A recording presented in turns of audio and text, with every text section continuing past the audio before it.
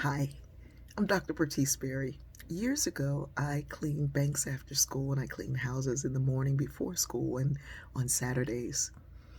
One Saturday, I was cleaning a woman's house. I had gone with an older woman, I was still a kid.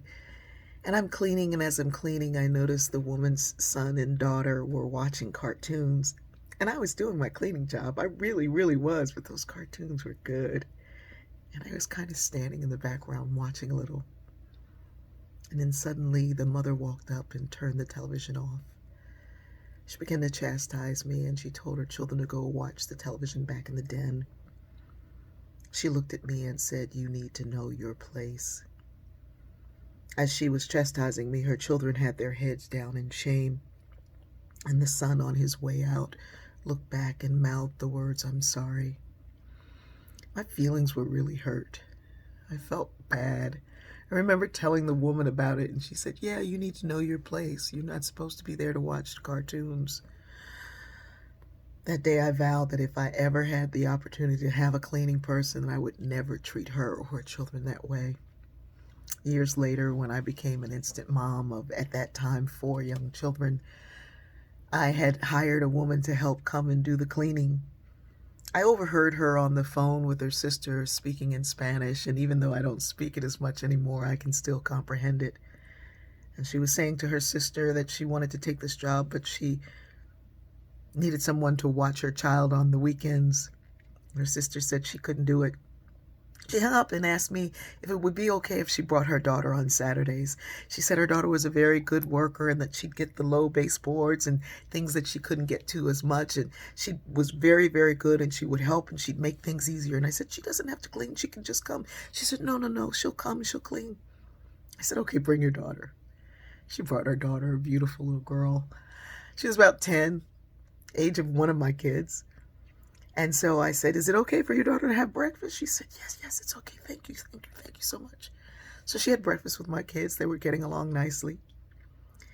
My kids were going to go watch cartoons. And so I said, "Yeah, you go watch cartoons with the kids." She'd come with the bucket. And I was like, "No, no, no, no, go watch kids with the kids." And her mother said, "No, no, no, she's going to work." And I said, "No, let her watch with my kids. Please let her watch. They need some friends."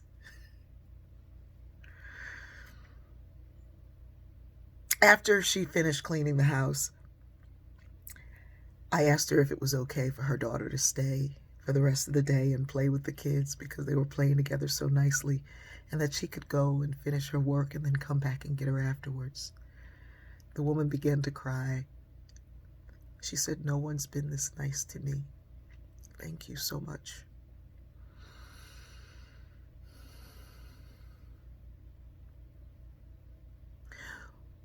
We all have the opportunity to decide who we're going to be in this life. We're playing roles in our own movie, and we can be the woman who goes around telling people to know their place. Or we can be the children of that woman who, even though they didn't have the power to confront their mother, they had the power within them to know when things were wrong and to at least apologize for it. You can play the role of me to try to ease the burden of someone else because I know how heavy that burden is myself. You can take the pain that you've endured and turn it into something better for the future. You can be the mom who willingly allowed her child to have the day that she wasn't going to be able to have. And even that takes a great deal of power. To be vulnerable, to accept the help when it's given, is also power. We all have a part to play. We have a place that we can live in. And I think to know your place, you have to create it. These young folks are creating some new places and new spaces for us to exist in. But we're not done. We're not dead. We can create some new places for us to exist in. Choose your place. Choose it wisely.